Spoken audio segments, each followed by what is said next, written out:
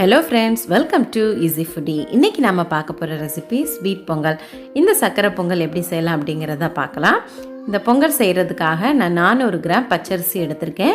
பச்சரிசி மாவு பச்சரிசி, அதாவது இந்த மாதிரி பெருசு பெருசாக இருக்கிற பச்சரிசியை வாங்கிக்கோங்க. அது கூடவே நாம் பாசிப்பருப்பு 40 கிராம் ஆட் பண்ணிக்கலாம்.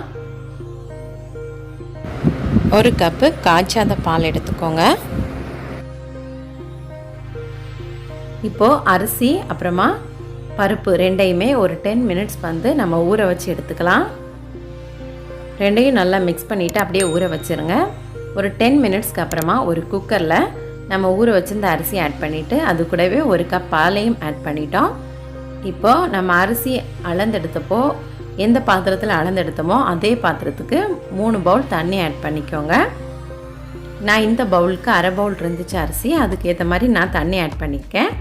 கரெக்டாக 1:3 ஆட் பண்ணணும். அது கூடவே 1 கப்பு பால் ஆட் பண்ணிக்கோங்க. இப்போது இதை ஒரு 5 விசிலுக்கு நாம் குக்கரை மூடி போட்டு குக் பண்ணி எடுத்துக்கலாம். இப்போ சர்க்கரை பாகு காய்க்கிறதுக்காக ஒரு பவுல் ஃபுல்லாகவே நீங்கள் வெல்லம் எடுத்துக்கோங்க.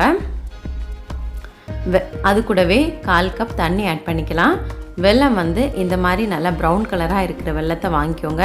அப்போ தான் பொங்கல் நல்லா கலர்ஃபுல்லாகவும் இருக்கும், டேஸ்ட்டும் நல்லா சூப்பராக இருக்கும். இந்த மஞ்சள் கலர் வெல்லம் நம்ம ஆட் பண்ணோன்னா டேஸ்ட்டும் இருக்காது, கலரும் இருக்காது, பார்க்கவும் நல்லா இருக்காது. இப்போ இதை நல்லா மிக்ஸ் ஆகிடுச்சு ஓரளவு. இதை நாம் ஒரு கம்பி பதத்துக்கு எடுக்க போகிறோம். இப்போ எல்லாமே நல்லா கரைஞ்சதுக்கு அப்புறமா இதை நாம் ஒரு ஸ்ட்ரிங் கன்சிஸ்டன்சி வந்திருக்கான்னு பார்க்கலாம். இப்போ வந்துருச்சு. ஃப்ளேம் அப்படியே ஆஃப் பண்ணிடுங்க.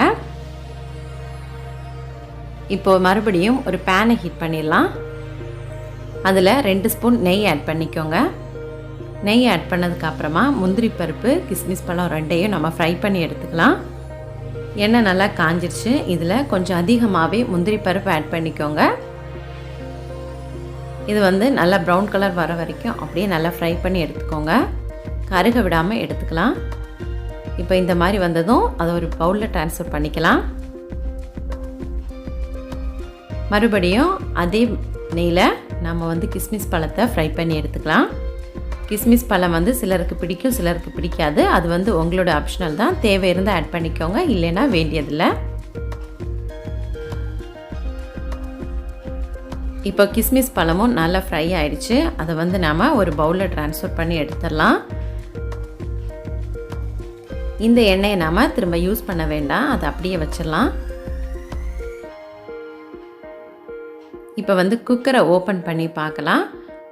அரிசி நல்லா வெந்துருச்சு, தண்ணியும் நல்லா வற்றிருக்கு. இந்த ஸ்டேஜில் நாம் பாகு காய்ச்சிருந்த சர்க்கரை பாகு இதில் ஆட் பண்ணிடலாம். ஃபஸ்ட்டு கொஞ்சமாக ஆட் பண்ணியிருந்தேன், இப்போ மீதி இருக்கிற எல்லாமே ஆட் பண்ணிக்கலாம்.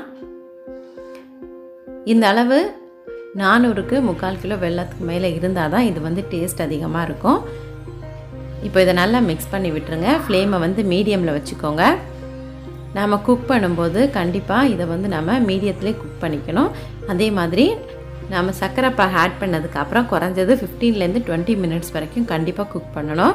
அப்படி குக் பண்ணால் மட்டும்தான் அந்த அரிசியில் அந்த வெல்லம் சேரும், இல்லைன்னா சாப்பிடும்போது டேஸ்ட் இருக்காது. இப்போ தேவையான அளவு ஏலக்காய் தூள் ஆட் பண்ணிக்கோங்க. அது கூடவே 2 கிராம்பு, இதுவும் ஆப்ஷனல் தான். உங்களுக்கு இந்த ஃப்ளேவர் பிடிக்கும்னா நீங்கள் இதில் ஆட் பண்ணிக்கலாம். இப்போ நாம் வறுத்து வச்சுருந்த முந்திரி பருப்பு, கிஸ்மிஸ் பழம் ரெண்டையும் கொஞ்சம் கொஞ்சம் ஆட் பண்ணிக்கோங்க. இது எல்லாமே ஆட் பண்ணிவிட்டு நல்லா மிக்ஸ் பண்ணிடலாம். நீங்கள் வாங்கியிருக்க வெல்லத்தில் உப்பு இருந்தது அப்படின்னா இதில் உப்பு ஆட் பண்ண வேண்டியதில்லை, இல்லைன்னா ஒரு பிஞ்சு மட்டும் கொஞ்சமாக உப்பு ஆட் பண்ணிக்கோங்க. எப்போவுமே நம்ம இனிப்பாக ஏதாவது செஞ்சோன்னா அதில் கொஞ்சம் உப்பு ஆட் பண்ணோம்னா நல்லா டேஸ்டியாக இருக்கும். அப்போ தான் அந்த சுகரை தூக்கி கொடுக்கும். அதுக்காக தான் நாம் உப்பு ஆட் பண்ணுறோம். இப்போ ஒரு 10 மினிட்ஸ் ஆகிடுச்சு. இந்த மாதிரி திக்கான கன்சிஸ்டன்சிக்கு ஓரளவு வந்துருச்சு. கலரும் நல்லா சேஞ்ச் ஆகுது.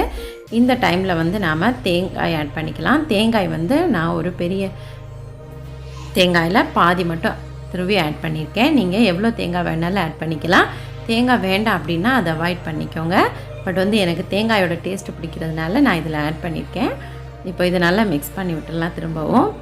திரும்பவும் இதை ஒரு 10 மினிட்ஸ் குக் பண்ணுங்கள்.